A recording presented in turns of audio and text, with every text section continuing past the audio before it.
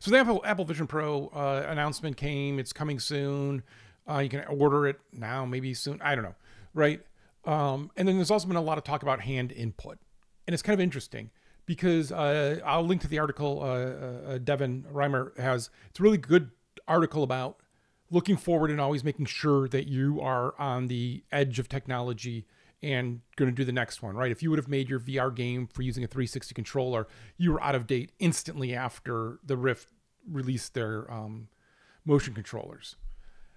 But so he's arguing the same thing, that we're at that next step here because of the Apple Vision Pro going fully onto this, not having controllers.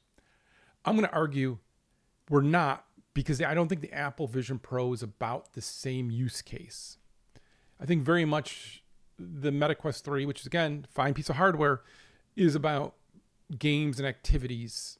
And I think the Apple Vision Pro is about something else.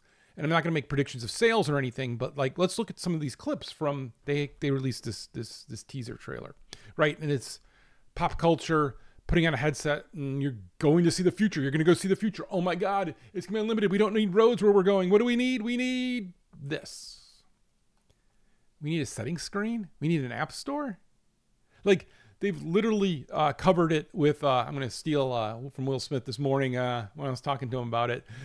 They literally covered their page with all of the apps I move off my homepage the minute I install my computer.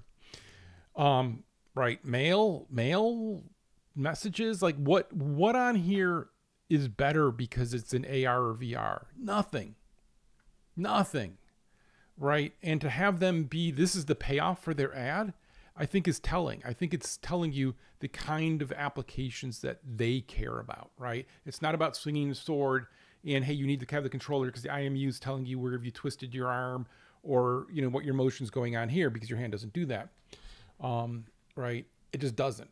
And a hand's great input, and the hand tracking has gotten amazing.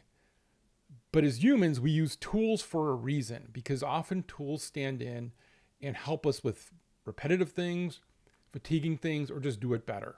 Think pedal on a car for a gas pedal versus, I don't know what you would do, right? I mean, you have cruise control, right? Because you put cruise control on, because even that pedal on a car, you get fatigued on. On games, we have controllers where we push forward. And even then, right? There's a account you should all follow. I'll put in here for someone who makes controllers for people with movement disorders or other problems, because they can't use controllers, let alone their hands, right? And so you're gonna push them out, because the minute you say you have to have this to work, you've limited your audience. Now, yeah, that's a small limit, but it's still, you've given them no ability not to have this if you require this, right? Now, if you use controllers, you can have an alternative controller. You can have alternative input, right? Xbox has done a whole bunch of work around this because they want to have that being inclusive of everybody.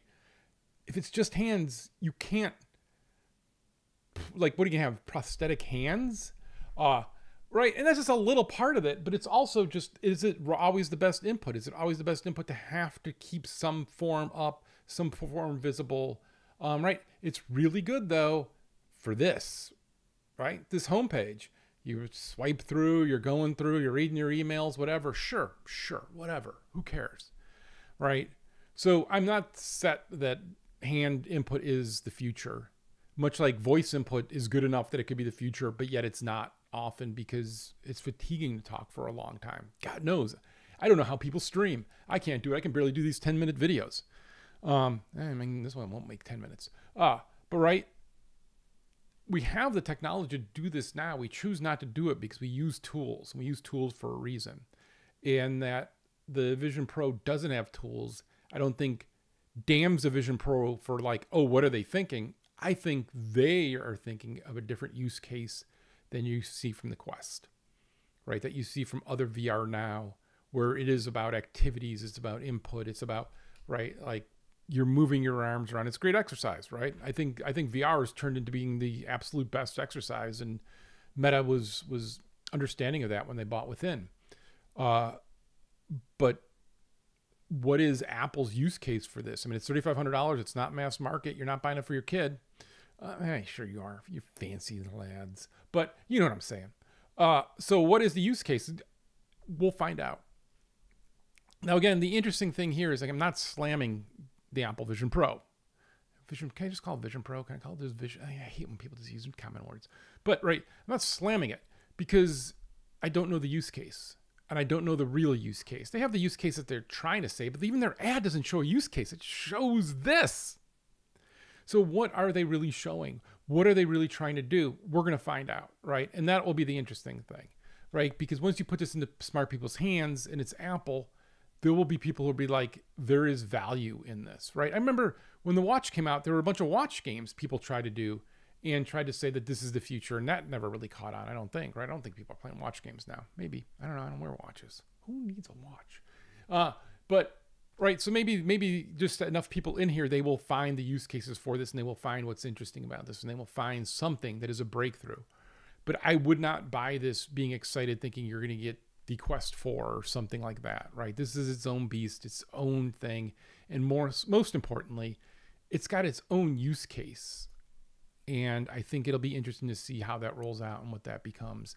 Because this is not something like the Magic Leap, which the use case was not to use it.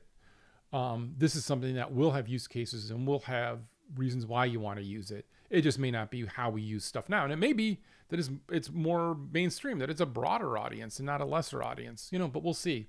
But again, I am really hand only, and I know they've got their little thing or whatever, but so if I was a dev right now, I would not commit to hand only. I would not commit to hand only development. And I would definitely be looking at the Apple Vision Pro to see what things we pick up, what things kind of point to the future, and what things just are not working.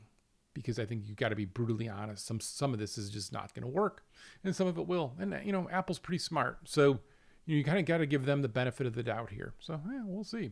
But again, I'll also link to if I didn't say that, I'll link to the ad because the ad cracks me up.